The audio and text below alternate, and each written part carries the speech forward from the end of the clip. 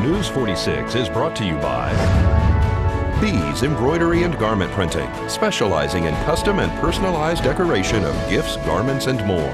Call 775-727-9444. News is also brought to you by J.K. Nelson Law. Call 727-9900 today for your free consultation. If you need a lawyer, you need Nelson.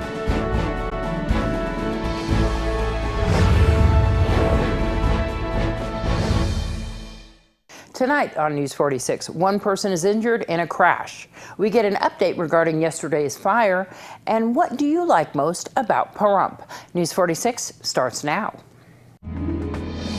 You're watching KPVM News 46 with Deanna O'Donnell.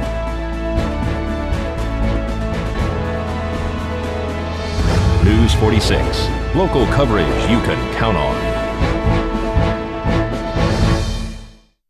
Good evening. It's Wednesday, April 26, 2017. I'm Deanna O'Donnell for News 46. A county-owned vehicle was involved in a crash today that closed down our busiest intersection temporarily.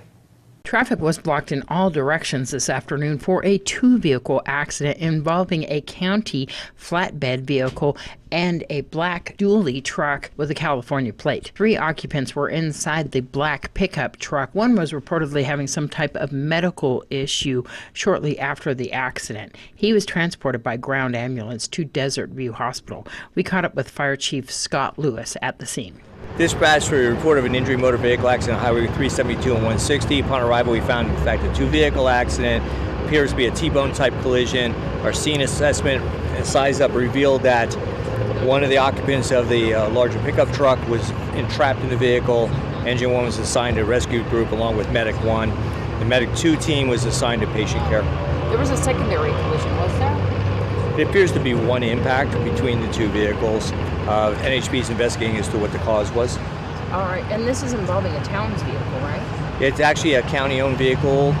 There's a flatbed truck located directly over my shoulder that is owned by the county and is apparently involved in this accident. And how many occupants in both vehicles? 1 in the county-owned vehicle and 3 in the passenger. 1 transport?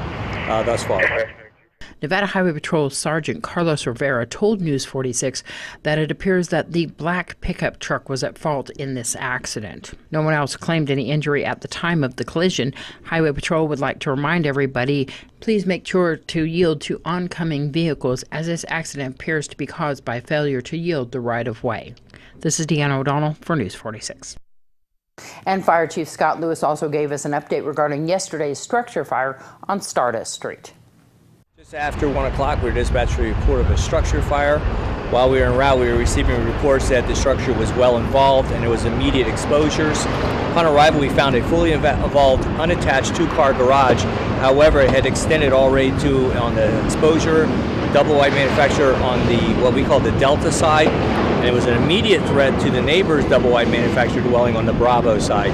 Heavy fire conditions, wind-driven, approximately 25 to 30 mile an hour winds were placing this fire in a precarious situation for neighboring properties.